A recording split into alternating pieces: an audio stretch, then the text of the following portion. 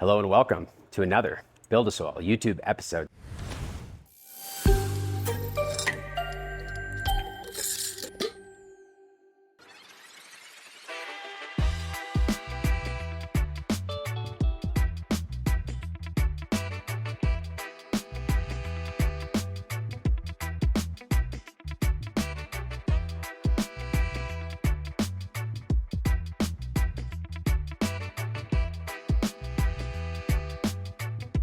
Today we've got our Battle Tent Season 2. We're on episode 6. It's day 21 of flower, and I want to get in here and show you because the last episode, it looked like the plants were about the same size, and that was on day, I believe, 14. That Monday when I came in, it was dramatically different in here. And so obviously, there's only so much the light's going to do as far as the phenotypic response that the same genetics are going to result in. And so if you were to put very little light or change the spectrum of light, it could change the results on how the structure looks. And so for this battle tents, not only are we looking into the quality of the lights and seeing how they work, but the spectrum tuning. It's been one of these things where it's like, do you even need that? And while I don't think the average grower needs to go buy a spectrum tuning light to control stretch, it was a way for me to say, hey, I could try that. My GMOs stretching like crazy. Could it work? And it worked. I think clearly using the light on that spectrum would help, but I think still what you can't do is throw away the basics. And the basics would be keep it a little smaller before you flip. But for the basic growing system, where we're doing blue mat with clean water, we've top dressed, we've put the root wise in, we've shown you the basic BuildASoil way protocol as hands off as you can get, and look at the results we're getting. So come in here where you can see a little bit better on the camera. I know the light kind of skews it. We're going to be changing the spectrum in here for the first time. So we're actually going to use the spectrum tuner on camera today. I just want you to see what it looks like. Now this one has not hit the top on any of them. I've left them completely untouched. I pinched a few before I put this layer of trellis on, but they stood back up on their own, and I didn't do anything else since then. The tallest one is back here. It's remained that tall since Monday. It was maybe 2 inches lower at the most. It's gone up a little bit since Monday, but it's basically done stretching. It's now ripened. It's like now stacking in here. We're come over here. Most of these were through the light, so I had to bend them all. And so now you're seeing some of the lower ones start to shoot up, which is great. That's what we want. And so I'm gonna go over there and be able to manage the canopy on the other side. But before I did that, I just wanted to show you how much taller this one was on all the bent plants. They would have all gone through the light. So I bent them all early, and this thing still shot up in areas across the back, whereas this one just held the stretch all the way through. It didn't hit the light anywhere across the board. And I didn't have to bend any of them, where a lot of those that are up, I already bent and they stood back up. And that's why it looks a little more even right now. I swear in between here on social media, I was posting the differences, so you can check out our Instagram. On Monday, I was like, wow, this one stopped and that one's still going. What are we gonna do? And literally then I had to start bending them, or they would have been through the light. So I'd say what happened as far as a result from what I'm seeing is that this finished its stretch faster. So the same amount of energy was put into the stretch, but this one seemed like it started crowning a little bit sooner, started going into the stack a little bit sooner, and stopped stretching a little bit sooner. Otherwise, the health across both look really, really good. It's kind of hard to tell the difference. The other thing that I will say, when I'm looking in here, it's hard to tell. When I took pictures, you can't really tell. But when I'm looking in, it looks like I already defoliated a little bit. Where over here, when I'm looking in, not this area because I've super cropped, it's more clustered because of the bent ones. But in here, I'm seeing more leaf material. And so I just think the difference in spectrum, I actually grabbed a couple of leaves and picked them off and looked at them next to each other. It seems like on this side, all of the leaf material is slightly elongated and a little bit bigger. And so that might lead to the appearance that it's more full of leaf in here. Otherwise, the node spacing, when I measure it and look at it, it's slightly tighter on the left side, which follows what you'd expect under the more blue dominant full spectrum lighting, but it's not double, triple difference or anything crazy. And so I really think that if the future of spectrum tuning gets a lot cheaper, it'll allow growers to have more fun and really maybe dial in their specific genetic to be exactly as they want. And you could even utilize some of these techs, so to speak, to say, hey, this one really is stretchy, so I'm gonna be a little more blue dominant. It will help me. This one doesn't stretch at all, so I'm gonna be more red dominant, and hopefully I get a little bit more stretch out of this bushy plant and maybe that'll give me some more yield. And so I think as we all get them, as the technology and the price comes down, we'll all come up with new ways to make them work for us. But right now it's a tool and I'm fascinated with it. I just don't think everyone has to have it. It's clear that with a regular light, you can also get good results. But what I promise to do is, even though we're through the main phase, I'm about to activate more spectrum there. I still am gonna report back about any differences that I see in quality or whatever else. The main thing that I like about this one so far is it's just wall to wall even. And it's just a beautiful light. And when I call Thomas at Grandmaster, he answers my questions. When I have an issue, they immediately answer, and it feels like they're passionate about what they're doing. And so it makes me really want to support brands like that are into the data and into making the best they can possibly make it. And the lighting world, since all the tariffs and all the things happening, it's like shook up. It's like you're just getting the same kind of lights from China. And so I feel like Grandmaster is innovating and doing something different.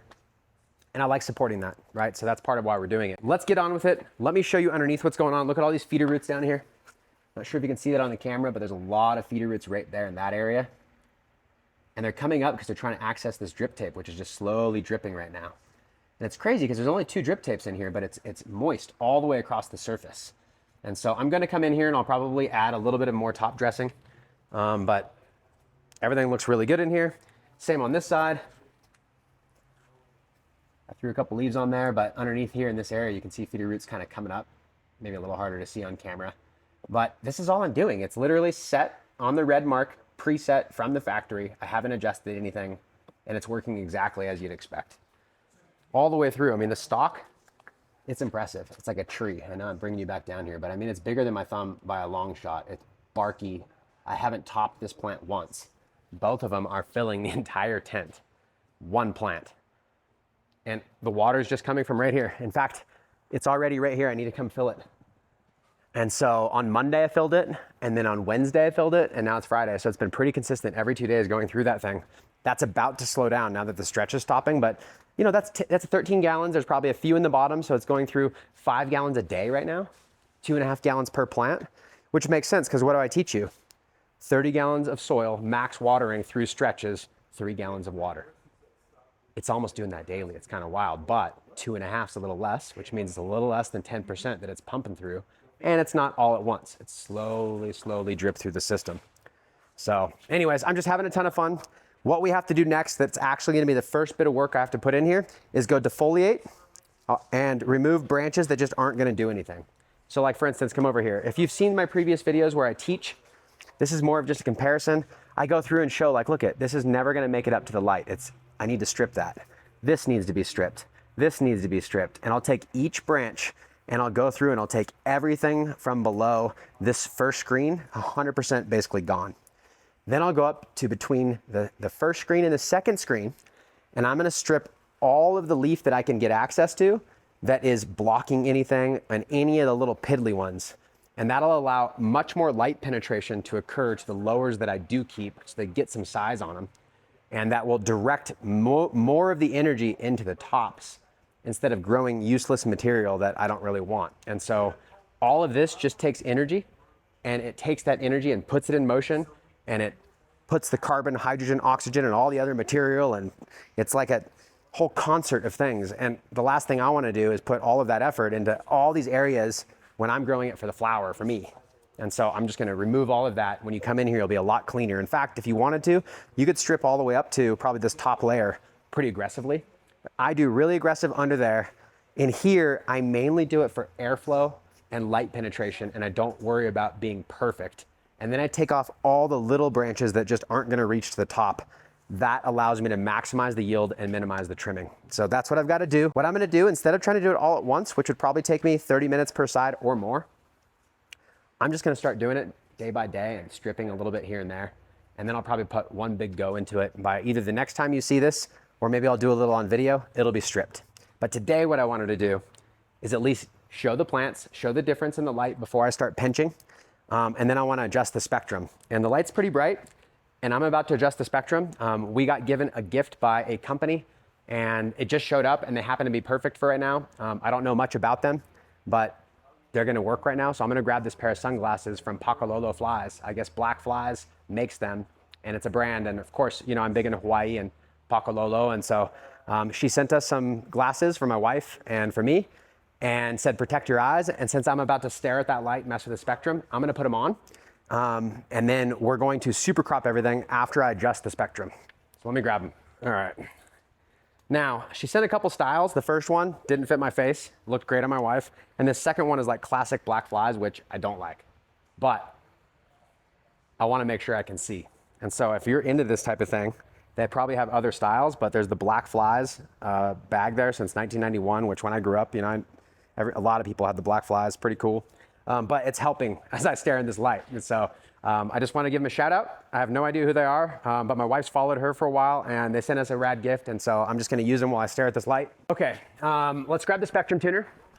I'm going to look really quickly at my cell phone and see Thomas told me like some recommendations. And I said, what do you want me to change it to?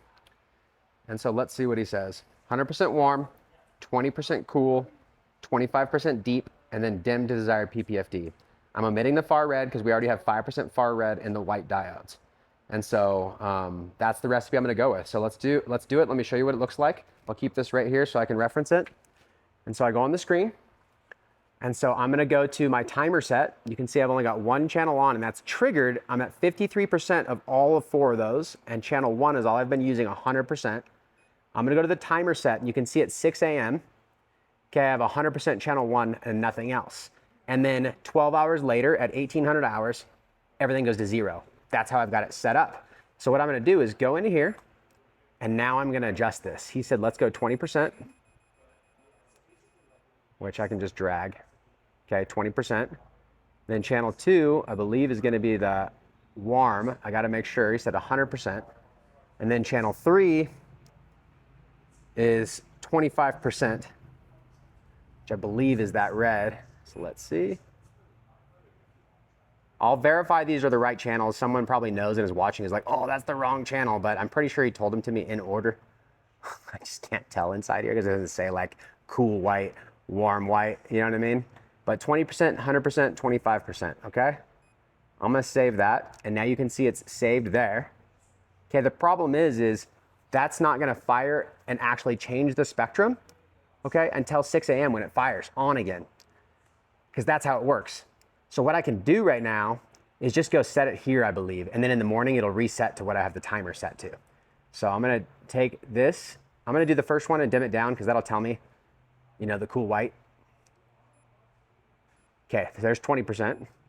Now let's see if this channel 2 is the warm white. I'm gonna go to 100%.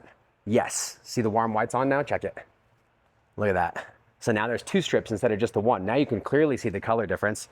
And I can kind of see because I got the glasses on. I'm still trying not to stare at it. All right, and then channel 3 said let's do 25%. And so you can see some of the reds come on. So now we're using 3 of the channels. Oh, that's overall. Let me go back. Okay, so 20, 100, and 25. 0 on channel 4.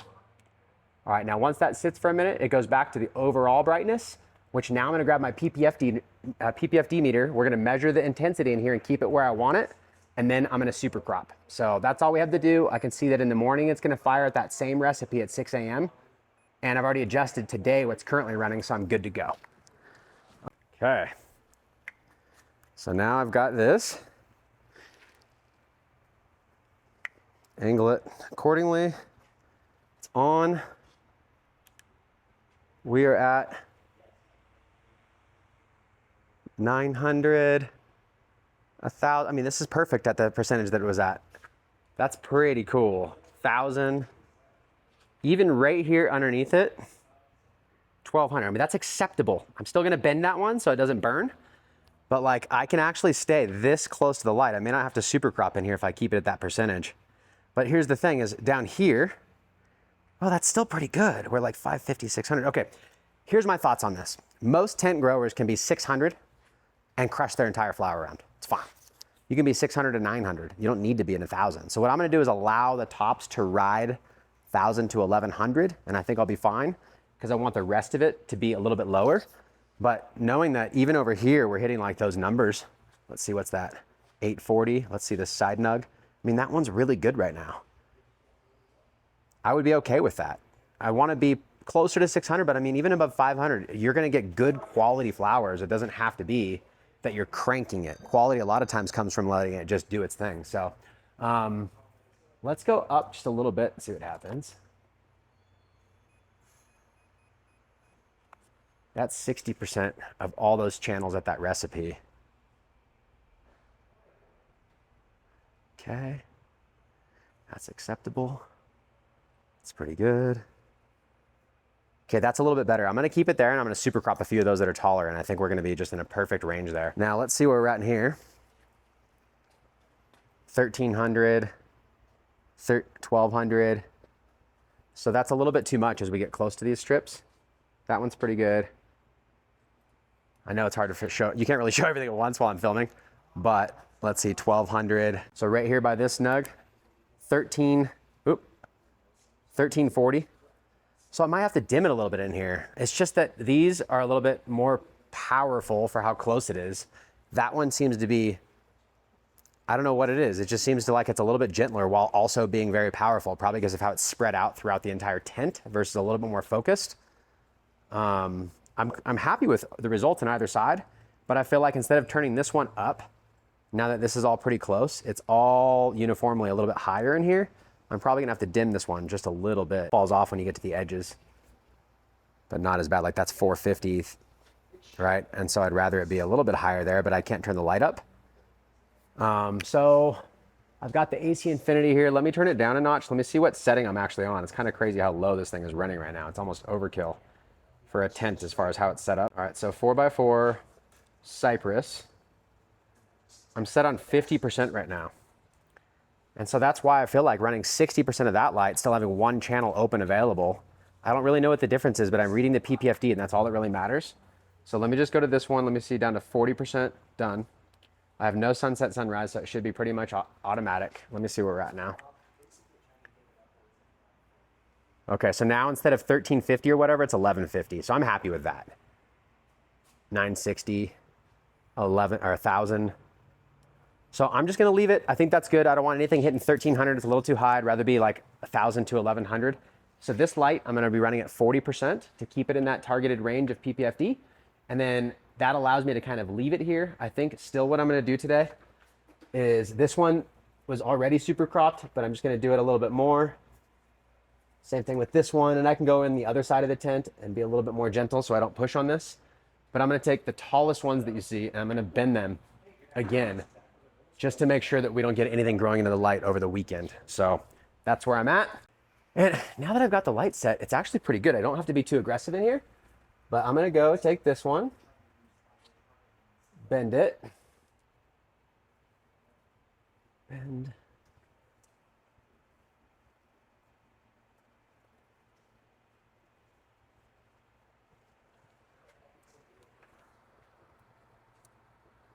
That's pretty good.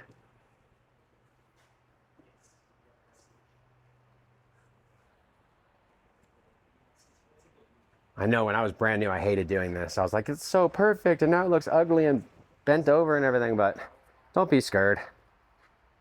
It's better than burning them into the light and all that. And realistically, the light's doing pretty well. I probably could have just left it, but it's already more uniform. Let me open it and get to the back.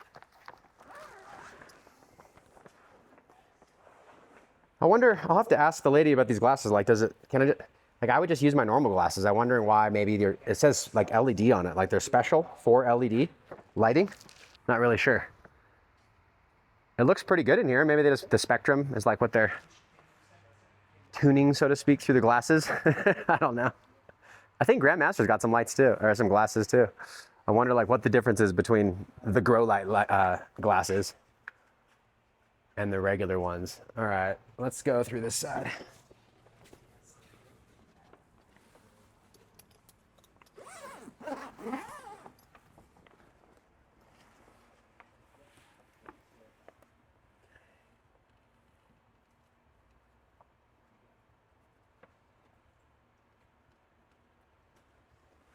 Yeah, I think that's pretty good. Next, we got to do that defoliation that I talked about. And so when I come in here next time, I mean, I already did a pretty good job, but there's so many little things that I'm just going to want to like take off, you know, and I don't want to do it with my hands because it would strip that whole branch, but a lot of this stuff will come off. And indoors, you know, it really helps keep the airflow going. You don't want any mold or mildew. it's a shitty lesson to learn when you're brand new, that if there's no airflow and you have it all stacked on top of each other and you're super cropping branches and you don't manage the humidity, it can lead to bud rot. And right now we're going into monsoon season and it's a lot more humid than normal. And so right now, like, I don't need to run humidifiers or anything. And you just need to be aware of your own environment. Make sure you're paying attention to the environmental chart and focus on the weakest link. If there's something you can't control, just be aware of it. Like right now, higher humidity, not a problem. But if it was deep, deep flower and it was inverted, where like at night it was warm in there and stagnant with no airflow, you could get bud rot really, really quickly. So you just want to be aware of those things. Otherwise, that's everything that I wanted to teach you today. I really appreciate you watching. Thank you so much for following along. Like usual, if you haven't done so already, subscribe, like, tell your friends about all these videos so we can teach each other and we can do better.